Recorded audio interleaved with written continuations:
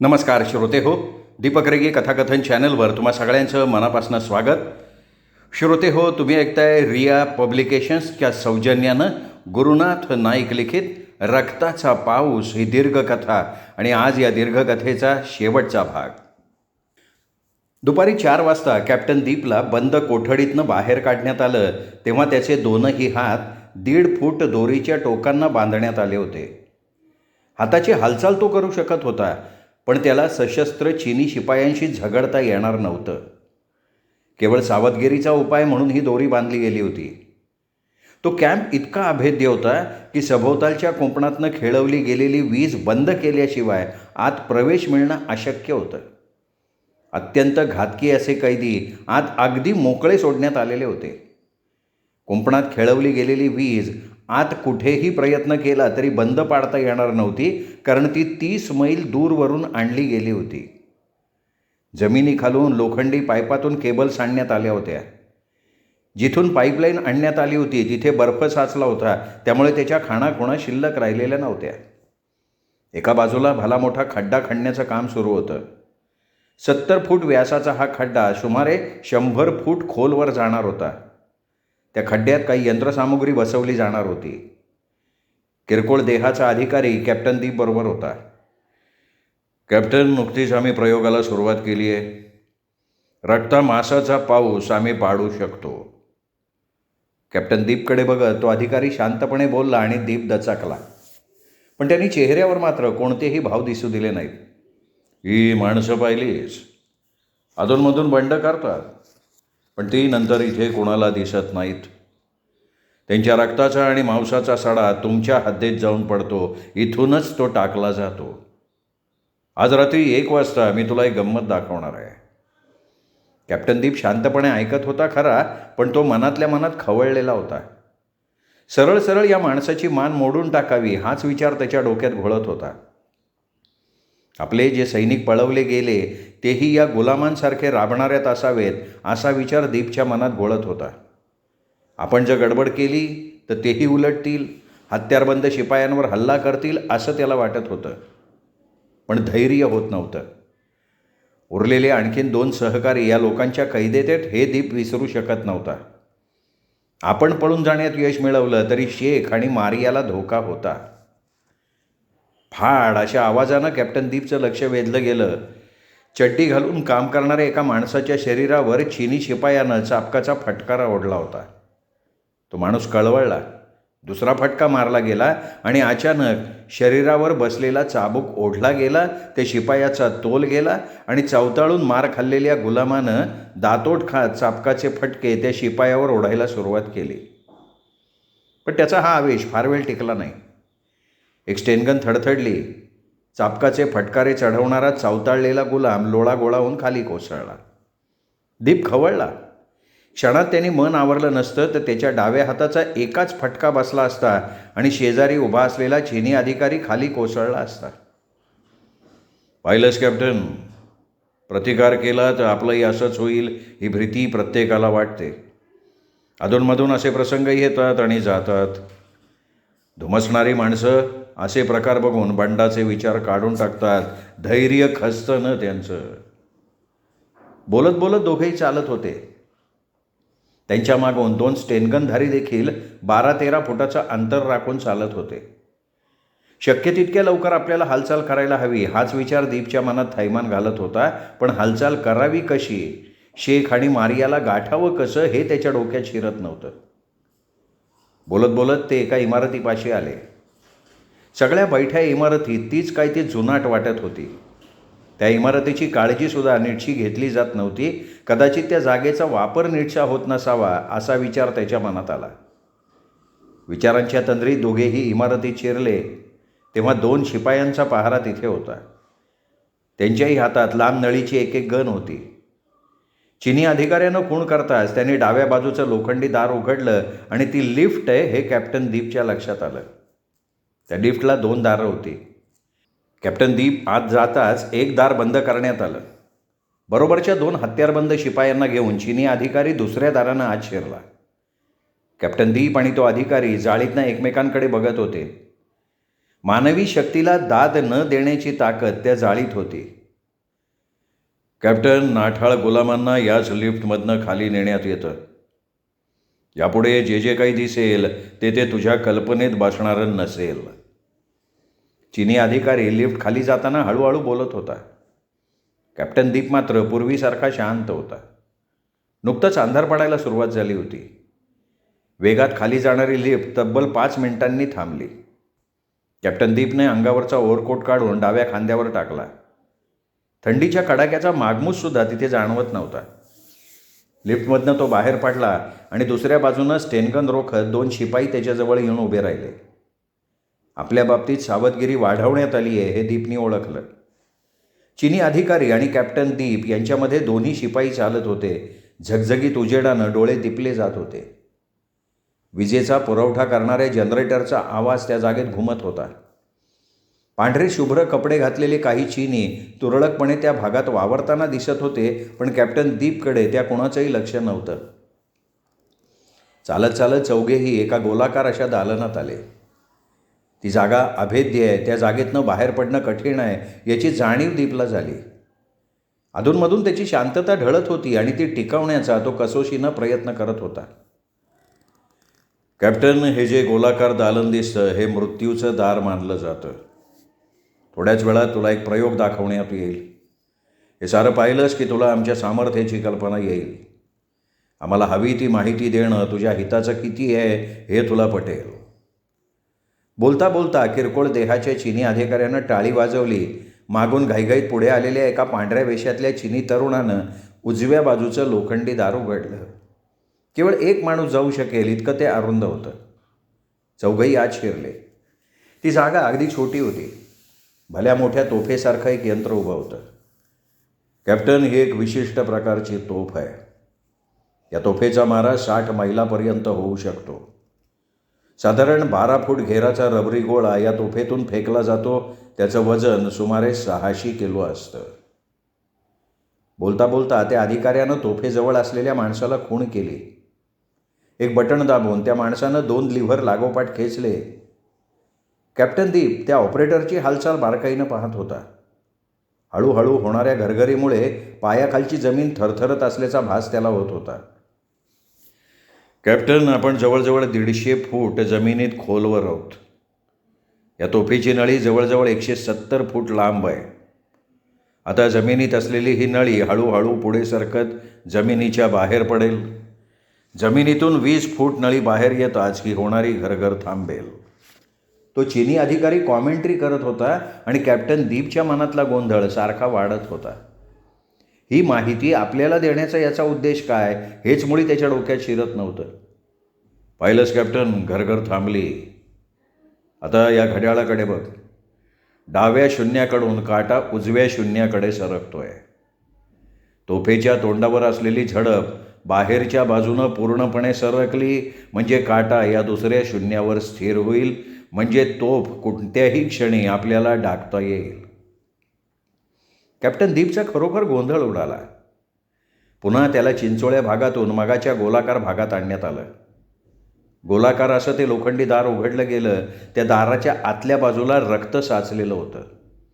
आतल्या बाजूला दुसरं दार होतं आणि त्या दाराला आडव्या उभ्या मजबूत गजांची जाळी होती. जवळजवळ 5-7 मिनिटं चिनी अधिकारी काही बोलला नाही. ज्या वाटेनं ते आले होते त्याच वाटेला त्यांचे डोळे लागले होते. अधूनमधून तो घड्याळात बघत होता. त्यावेळी 7:45 वाजले होते. दोनही हात बांधलेल्या अत्यंत दणकट शरीराच्या एका कैद्याला त्या ठिकाणी आणण्यात आलं. एक हत्यारबंद शिपाई त्याच्याबरोबर होता, तर दुसरा दांडका हातात घेतलेला एक पैलवान. तो तिबेटी असावा हे कॅप्टन दीपनं पाहता क्षणी ओळखलं. घाईघाईत एका पांढऱ्या वेशातल्या तरुणानं गजाच्या दाळीचं दार बाहेर खेचलं. पैलवानानं ढकलत हात बांधलेल्या कैद्याला दाराच्या काठावर उभं केलं आणि आत ढकलून दिलं. स्वतःला सावरू न शकल्यामुळे 7-8 फूट खाली तो कैदी कोसळला, पण त्यांनी हुकचू नाही केलं. लागोपाठ एकेका कैद्याला आणून आत सोडण्यात आलं. हात मागे बांधलेले एकूण 8 कैदी खाली पडताच लोखंडी दार बंद करण्यात आलं. त्यावेळी कॅप्टन दीपनं श्वास रोखला होता. काहीतरी भयंकर असं दृश्य आपल्याला पाहायला मिळणार आहे हाच विचार त्याच्या डोक्यात घोळत होता. पुन्हा त्याला तोफ असलेल्या जागेत नेण्यात आलं. यंत्राची घरघर त्यावेळी वाढली होती. लोखंडावर लोखंड घासल्याचा आवाज होत होता. उष्णता वाढल्याची जाणीव दीपला झाली. जवळजवळ 10 मिनिटांनी भला मोठा गोळा गोलाकार असं लोखंडी दार उघडून बाहेर पडला. कॅप्टन दीप त्या गोळ्याकडे बघत राहिला. कॅप्टन, जे 8 कैदी आम्ही आत टाकले होते ते या गोळ्यात आहेत. त्यात रक्त देखील या गोळ्यातच आहे. किमान 8 तास तरी ते पूर्वीसारखं राहतं. बोलता बोलता चौघांनी तो गोळा एका भल्या मोठ्या तव्यावर टाकला. एक लिव्हर खाली करताच तो तवा हळूहळू वर झाला. हळूहळू तो तोफेच्या आवाढव्य दारातनं आत शिरला. जवळजवळ 8 इंच जाडीचे लोखंडाचे दार बंद झाले. कॅप्टन, हा गोळा आता थेट तुमच्याच हद्दीत जाऊन पडेल. मुश्ताक कॅम्पचं टार्गेट आम्ही साधलेलं आहे. हा गोळा आकाशात असताना रबरी कवचाचे तुकडे तुकडे होतील आणि आतल्या हाडामांसाचे तुकडे इस्ततः फेकले जातील आणि मग ठराविक भागात रक्ताचा पाऊस पडेल. 2 मिनिटं तो अधिकारी शांत होता. 2 चिनी अधिकाऱ्यांचं तोफ डागायचं काम चालू होतं. एक तरुण आत राहिला आणि सगळ्यांना बाहेर नेण्यात आलं. मिनिटभरात आत राहिलेला तरुण जीवाच्या आकांतानं बाहेर आला. ती जागा हादरल्यासारखी झाली, पण स्फोटाचा आवाज तितकासा जाणवला नाही. त्यावेळी 8:20 झाली होती आणि हात बांधलेल्या मारियाला घेऊन एक पैलवान आत आला होता. तिला आत आणलं जाताच 2 स्टेनगनधारींनी बाजूला सरकून दोन्ही गन्स कॅप्टन दीपवर रोखल्या होत्या. कॅप्टन, आता तुला 15 मिनिटांची संधी मिळेल. तू बोलला नाहीस तर हिची सुद्धा अवस्था 8 जणांची झाली तशी होईल. हिच्याबरोबर आणखीन 7 भारतीय कैद्यांना सोडण्यात येईल. बोलताना चिनी अधिकाऱ्याचा आवाज किंचित चढला होता. हृदयाचा थरकाप उडालेल्या कॅप्टन दीपचं रक्त थेट मस्तकाला भिडलं होतं, पण त्याचा चेहरा मात्र पूर्वीसारखाच शांत होता. जमादार कदम स्फोट होताच कुंपणाकडे धावला. धोका पत्करून हवालदार पुरीनं स्फोट झालेल्या ठिकाणी बॅटरीचा उजेड सोडला. तुटलेल्या तारांकडे त्यांनी बारकाईनं बघितलं आणि क्षणाचाही विलंब न लावता त्या उजेडाचा फायदा घेऊन कदम आतमध्ये घुसला. पाठोपाठ हवालदारानं देखील आत सोळकांडी मारली. एकमेकात 25 फुटांचं अंतर राखून ते पुढे पुढे सरकायला लागले. समोर दिसेल त्याला गोळ्या घालायच्या हा विचार त्यांनी केला होता. अचानक दोघेही जमिनीवर आडवे झाले. त्यावेळी थंडीचा कडाका मी म्हणत होता. हातात मोजे असले तरी स्टेनगन बर्फासारखी गार वाटत होती. 15-20 शिपायांचा घोळका स्फोट झालेल्या जागेकडे धावताना त्यांनी बघितला. जमादार कदमपासून 30 ते 40 फुटांवरनं ते धावत होते. कदमनी शांतपणे पाठीवरच्या थैलीतून हँडग्रेनेड काढला. जोर करून त्यांनी तो जमावाच्या दिशेनं फेकला. जोरात ओरडून त्यांनी एका इमारतीच्या रोखानं धावायला सुरुवात केली. हवालदार पुरीनी कदमची हालचाल ओळखली होती. कमरेत वाकून तो कदम धावत असलेल्या इमारतीच्या रोखानं चालला होता. त्याचवेळी दोघांनी स्वतःला जमिनीवर झोकून दिलं. गोळीबाराचा आवाज का झाला हेच त्यांच्या डोक्यात शिरलं नाही. चकाकणाऱ्या गोळ्या स्पष्टपणे दिसत होत्या. ज्या इमारतीकडे ते धावत होते त्याच इमारतीकडे 7-8 स्टेनगन्सचा भडीमार कदमच्या उजव्या बाजूला होत होता आणि उजव्या बाजूकडून एकच स्टेनगन अधूनमधून थडथडत होती. कदमनी पुरीला हळूच सूचना केली. उजव्या हातात हँडग्रेनेड धरून पुरीनी हळूहळू पुढे सरकायला सुरुवात केली. कदमनी मात्र आपली जागा सोडली नव्हती. किमान 40-50 फूट पुढे गेल्याशिवाय हँडग्रेनेड तिथपर्यंत पोचणार नाही हे त्याला माहिती होतं. धडाम अशा आवाजानं कानठळ्या बसवून टाकल्या. इमारतीकडून होणारा गोळीबार थांबला. कदमनी भुंकायला सुरुवात केली. एकाएकीपणे गोळीबार करणारा कॅप्टन दीप किंवा शेख असावा असं त्याला वाटलं. पलीकडून भुंकण्यानं प्रतिसाद दिला आणि तो शेख आहे हे कदमच्या लक्षात आलं. धावत कोणीतरी आपल्या रोखानं येत आहे ही जाणीव त्याला झाली. कदम, बरोबर कोण आहे? लेफ्टनंट शेखनं खुश होऊन विचारलं. हवालदार पुरी, कदमनी मख्खपणे उत्तर दिलं आणि त्याच वेळी वाकून आलेल्या पुरीनं डोकं वर केलं. दोघांनाही बघता शेखच्या मनातल्या सगळ्या चिंता नाहीशा झाल्या होत्या. कॅप्टन दीप कोणत्या ठिकाणी असावा हा विचार तो करत होता, पण त्याला कुठल्या बाजूला जावं हे समजत नव्हतं. हालचाल करायला कॅप्टन दीपला संधी मिळालेली नाही हे शेखच्या लक्षात येऊन चुकलं होतं. पुरी, तू त्या इमारतीवर हल्ला कर. कदम, तू पलीकडच्या बाजूला जा, मी त्या बाजूला असेन, तुझ्या डाव्या बाजूच्या बराकीकडे. रिकामी झालेली स्टेनगन फेकून खांद्यावरची दुसरी स्टेनगन हातात घेत लेफ्टनंट शेख बोलला. कदम आणि पुरी या दोघांनीही आपापल्या पाठीवरची थैली काढली आणि एकूण 4 हँडग्रेनेड शेखच्या हातात दिले. खांद्यावर अडकवायला त्या हँडग्रेनेडना दोऱ्या अडकवलेल्या होत्या. एकाच वेळी 3 ठिकाणी हल्ला झाला तर कॅम्पमध्ये खळबळ सुरू होईल. बाहेरून मोठ्या प्रमाणात मदत आली आहे याची जाणीव कॅम्पला होईल. कॅम्पमध्ये घबराट उडेल हा विचार शेख करत होता. केवळ 5च मिनिटात तिघांनीही 3 इमारतींवर हल्ला चढवला. हा हल्ला अगदी अनपेक्षित होता. हँड ग्रेनेडचा मारा होईल याची कल्पनाही जय्यत तयारीत असलेल्या चीनी शिपायांना नव्हती.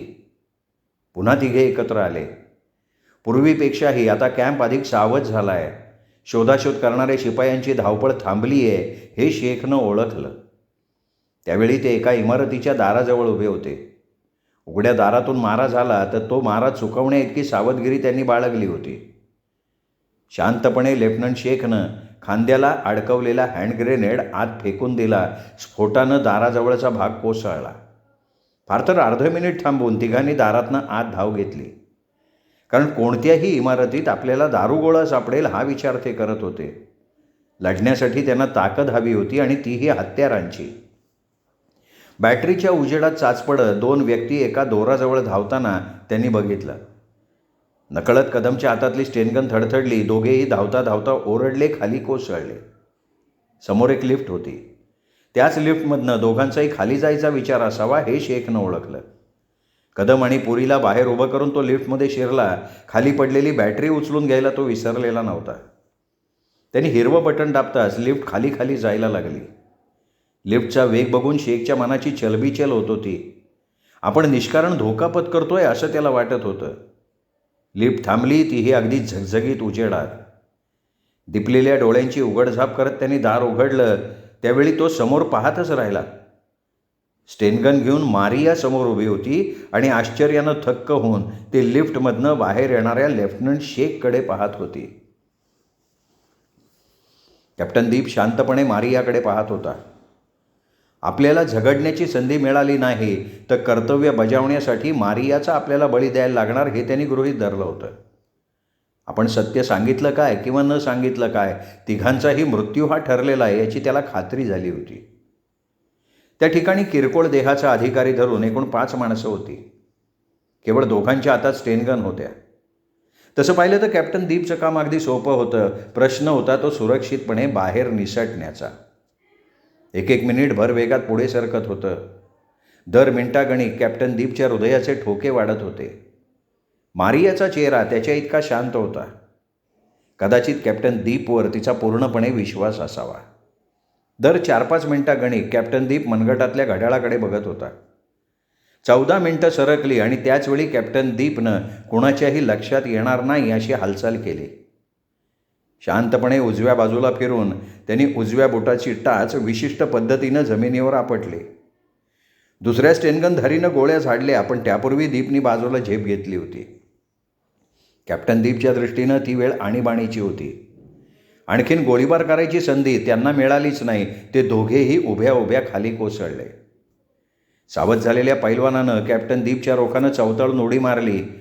मारिया लोबोकडे त्यांनी लक्ष दिलं नाही ही त्याची चूक झाली आणि हात बांधलेल्या मारियानं उजव्या पायाचा भयानक फटका त्या पैलवानाच्या उजव्या पायावर हाणला. गिरकी घेऊन तो जोरात खाली आदळला. त्याचवेळी खाली पडलेल्या शिपायाची स्टेनगन दीपनं उचलली. दीप त्यावेळी अतिशय चवताळला होता. त्याच्या चेहऱ्यावर क्रौर्य भरलेलं होतं. आतल्या दाराकडे धावणाऱ्या 2 पांढऱ्या वेशातले तरुण जोरात ओरडून खाली आपटले. कॅप्टन दीपनं त्यांच्या शरीराची चाळण करून टाकली होती. दुसऱ्या क्षणी उठत असलेल्या पैलवानाची तीच गत झाली. किरकोळ देहाच्या अधिकाऱ्याला मात्र त्याने हात लावला नाही. नजरेच्या कोणेने त्यांनी मारियाला जवळ बोलवलं. डाव्या हातानं स्टेनगन जय्यत तयारीत पकडली. आळीपाळीनं तो 2 दारावर नजर ठेवत राहिला. मारियाच्या हातांना बांधलेली दोरी तो उजव्या हातानं सोडवत होता. तिचे हात मोकळे होताच कॅप्टन दीपनी सगळ्यांचे खिसे तपासायचा हुकूम सोडला, कारण त्याला सुर्रा हवा होता. त्याच्या दोन्ही हातात अडकवलेली कडी चावीशिवाय उघडण्यासारखी नव्हती, पण दोन्ही कड्यांना जोडलेली दोरी मात्र कापता येणार होती. एकाचा खिशात चाकू सापडला, पण त्या चाकूनं दोरी काही कापता आली नाही. तू स्टेनगन घे, कॅप्टन दीप हलक्या आवाजात बोलला. दोन्ही हातानं अडकवलेली दोरी त्यांनी स्टेनगनच्या नळीला टेकून धरली. लागोपाठ 3 गोळ्या झाडल्या. दोन्ही हातांना एक झटका देताच दोरी तुटली. त्याच्याकडे बघणारा चिनी अधिकारी भीतीनं थरथरत होता. आत असलेल्या दोघांना बाहेर बोलव, नाही तर तुझी चाळण होईल. कॅप्टन दीपने त्या अधिकाऱ्याला खुनशी आवाजात हुकूम सोडला. कॅप्टन दीप बोलल्याप्रमाणे केल्याशिवाय राहणार नाही याची खात्री त्याला होती. जोरात ओरडून त्यांनी दोघांना बाहेर बोलवलं. आत असलेली ती दोन्ही माणसं लढाऊ वृत्तीची नव्हती. ते दोघेही तोफखान्यावर काम करत होते. घाबरून ते दोघेही बाहेर आले. धडधडणाऱ्या गोळ्यांनी दोघेही तोंडातनं आवाज न काढता उभ्या उभ्या खाली कोसळले. पाहिलंस कॅप्टन, कमरेत सणसणीत लाथ आणत घाबरून शेजारी उभ्या असलेल्या चिनी अधिकाऱ्याला दीपनं विचारलं. तो लाथेचा फटका साधासुद्धा नव्हता. स्वतःला सावरण्याच्या नादात तो अधिकारी गुडघ्यावर आपटला आणि त्याचवेळी त्याच्या जबड्यावर कॅप्टन दीपनं डाव्या पायाच्या लाथेचा प्रहार केला. कॅप्टन, मी तुला पळून जाण्याची संधी देईन, कळवळून त्या अधिकाऱ्यानं कसेबसे शब्द उच्चारले. तुझ्या जागी मी असतो तर हे शब्द उच्चारले नसते. चल, आम्हा दोघांनाही लिफ्टमधनं वर घेऊन चल. कॅप्टन दीपनी हुकूम सोडला. त्यावेळी त्या अधिकाऱ्यांनी कान टवकारले. कॅप्टन दीपनं सुद्धा अस्पष्ट अशी घरघर ऐकली. मारिया, लिफ्टजवळ जा. हत्यारबंद असेल तर त्याला गोळ्या घाल, निशस्त्र असेल तर इथे घेऊन ये. कॅप्टन दीपच्या आवाजात खून चढला होता. पायांचा आवाज होऊ न देता मारिया चिंचोळ्या वाटेतनं लिफ्टकडे धावली. झगझगीत उजेड डोळ्यांना असह्य होत होता. लिफ्टमधनं उतरलेल्या लेफ्टनंट शेखकडे मारिया वेड्यासारखी पाहत राहिली. क्षणभर तिचा स्वतःच्या डोळ्यावर विश्वासच बसला नाही. आपण पूर्णपणे घेरलो गेलो त्याची कल्पना कॅप्टन दीपला होती. 5ही जणांनी चिनी शिपायांचे कपडे अंगावर चढवले होते. तोफेवर काम करणाऱ्या दोघांचे पांढरे कपडे शेख आणि कदमनं चढवले. त्यातल्या त्यात एक गोष्ट त्यांच्या फायद्याची घडली होती.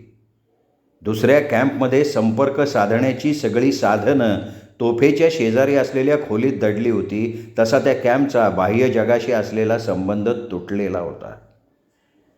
जखमी अवस्थेत एका लोखंडी खुर्चीत बसलेला किरकोळ देहाचा चिनी अधिकारी हताशपणे कॅप्टन दीपकडे बघत होता. कॅप्टन दीपचा नेमका काय डाव असावा हे त्याच्या लक्षात येत नव्हतं. आपल्याला तो ठार केल्याशिवाय राहणार नाही असं त्याला राहून राहून वाटत होतं. तू सिव्हिलियन आहेस? कॅप्टन दीपनं त्या अधिकाऱ्याकडे रोखून बघत विचारलं. ओ, मेकॅनिकल इंजिनियर. हा संपूर्ण कॅम्प तुझ्या हातात आहे? ओ. अधूनमधून कॅप्टन दीप त्या अधिकाऱ्याला प्रश्न विचारत होता आणि आपल्याला हे प्रश्न का विचारले जात आहेत हे न समजल्यामुळे गोंधळलेला तो अधिकारी मुकाट्यानं उत्तरं देत होता. कॅप्टन दीपनं आपलं नाव विचारलेलं नाही याचाच अर्थ आपलं त्याला फारसं महत्त्व वाटत नसावं असा तर्क त्या अधिकाऱ्यानं केला. हे बघ, सगळ्यांना आपापल्या बराकीत विश्रांती घ्यायला सांग. तुला जर खरोखर जिवंत राहायचं असेल तर आम्हाला फसवण्याचा प्रयत्न करू नकोस. कॅप्टन दीप दिलेला शब्द पाळतो हे तुला ठाऊक असेल. चिडलेल्या कॅप्टन दीपचा आवाज मात्र शांत होता. मी ती व्यवस्था करेन. आपल्याला जीवदान मिळेल म्हणून खुश झालेला तो अधिकारी घाईघाईत बोलला. त्यांनी खाली जाणाऱ्या लिफ्टकडे नजर टाकली. स्फोटानं उद्ध्वस्त झालेल्या दाराकडे बघितलं. पण बाहेर गेल्याशिवाय मी कसा काय हुकूम सोडणार? चिनी अधिकाऱ्यांनी भीतभीत शंका काढली. अरे, तुला मी सोडणारच आहे. कॅप्टन दीप बोलला आणि मनातल्या मनात तो अधिकारी खुश झाला. एकदा का आपण दारातनं बाहेर पडलो की मग या 5ही जणांना जिवंत सोडायचं नाही हा विचार त्यांनी केला. आपल्याला बाहेर सोडणारा कॅप्टन दीप मूर्ख आहे याची त्याला खात्री झाली. मी बाहेर जाऊ?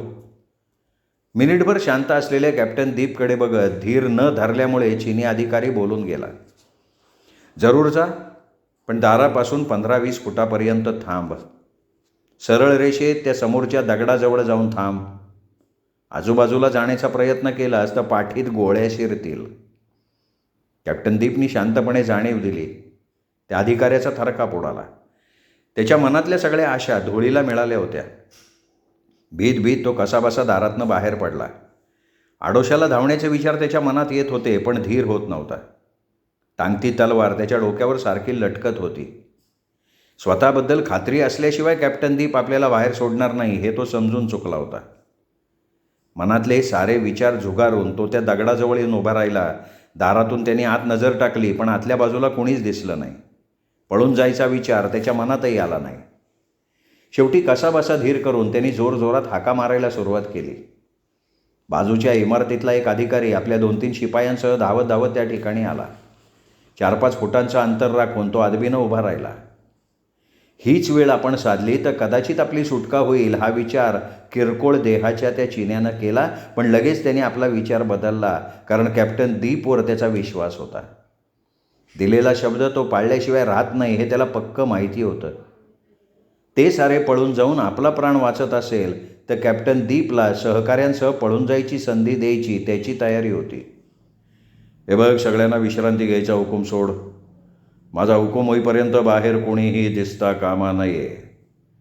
किरकोळ देहाच्या चिनी अधिकाऱ्याने हुकूम सोडला. आडोशाला उभा असलेला कॅप्टन दीप त्याचा प्रत्येक शब्द ऐकत होता. खाली झोपलेल्या हवालदार पुरीनं बाहेर स्टेनगन रोखली होती. सर, पळालेल्या कैद्यांचं काय झालं? त्यांच्या रक्ताचा पाऊस त्यांच्याच हद्दीच पडला आहे. मला काही करामती करायच्या आहेत. तू सगळ्या कैद्यांना मोकळं सोडून दे. तो चिनी अधिकारी भेदक आवाजात बोलून गेला. पुन्हा काही शंका विचारायचं धैर्य आदबीनं उभ्या असलेल्या अधिकाऱ्याला झालंच नाही. सणसणीत सलामी ठोकून तो आपल्या शिपायाला घेऊन निघून गेला. त्यावेळी दुपारचा 1 वाजून गेला होता. दगडाजवळ उभा असलेला अधिकारी कॅप्टन दीपच्या सूचनेप्रमाणे हळूहळू त्या बराकीत शिरला. तो गोंधळला होता, तितकाच घाबरला होता. आपण देशद्रोह केला ही जाणीव त्याच्या मनाला खुपत होती, पण दुसरं तो काहीच करू शकत नव्हता. सगळ्यात आधी स्वतःला जगवणं त्याला भाग होतं. कॅप्टन, तुझ्या सूचनांप्रमाणे मी वागलोय. शब्द पाळणं मलाही भाग आहे. कॅप्टन दीप तितक्याच थंडपणे बोलला. अंधार पडल्याशिवाय त्याला तिथून बाहेर निघता येणार नव्हतं, कारण बराकीत दडलेल्या शिपायांना संशय यायची भीती होती. जाताना संपूर्ण यंत्रसामुग्री त्यांना उद्ध्वस्त करायची होती. शांतपणे त्यांनी लेफ्टनंट शेखला सूचना करायला सुरुवात केली आणि भेदरलेला चिनी अधिकारी दीपच्या तोंडाकडे पाहत राहिला. अंधार पडेपर्यंत कॅप्टन दीप आणि मारिया लोबो भुयारासारख्या तळघरात दडलेले त्या भयंकर संघटनेचं रेकॉर्ड तपासत होते, पण हवी ती माहिती त्यांना मिळत नव्हती. असंख्य फोटो असलेले अल्बम मात्र त्यांना मिळाले होते. ते सारे निरनिराळ्या व्यक्तींचे होते. एक फोटो मात्र कॅप्टन दीपला धक्का देणारा होता. तो आवळलेल्या मुठीचा फोटो होता आणि 4 बोटात एकूण 5 अंगठ्या घातलेल्या होत्या. दीपनी सगळे फोटो पाठीवर बांधायच्या बॅगेत भरले तेव्हा त्याचं डोकं भणाणून गेलं होतं, कारण तो हात त्यांनी ओळखला होता. अलीबाबाच्या शिष्याच्या उजव्या मुठीचा तो फोटो होता. रक्ताचा पाऊस थांबला होता. रक्ताचा पाऊस थांबवण्यात दीपनी यश मिळवलेलं होतं, पण कोणत्या तरी भयंकर अशा प्रकरणाची ही सुरुवात तर नाही ना, हा विचार त्याला सारखा सतावत होता. श्रोते हो, गुरुनाथ नाईक लिखित रक्ताचा पाऊस ही दीर्घ कथा इथे संपली. ही कथा मला चॅनलवर वाचायची परवानगी दिली त्याबद्दल रिया पब्लिकेशन्सचे मी पुन्हा आभार मानतो. आणि श्रोते हो, तुम्हालाही विनंती करतो की जर आत्तापर्यंत तुम्ही चॅनल सबस्क्राईब करू शकलेला नसाल तर कृपया चॅनल सबस्क्राईब करा. शेजारी घंटीचं चिन्ह आहे, बेल आयकॉन, तेही प्रेस करा. म्हणजे मी चॅनलवर कुठलीही कथा किंवा कादंबरीचा भाग अपलोड केला की ताबडतोब त्याचं नोटिफिकेशन सगळ्यात आधी तुम्हाला मिळेल. श्रोते हो, भेटत राहूयात दीपक रेगे कथाकथन चॅनलवर. नमस्कार.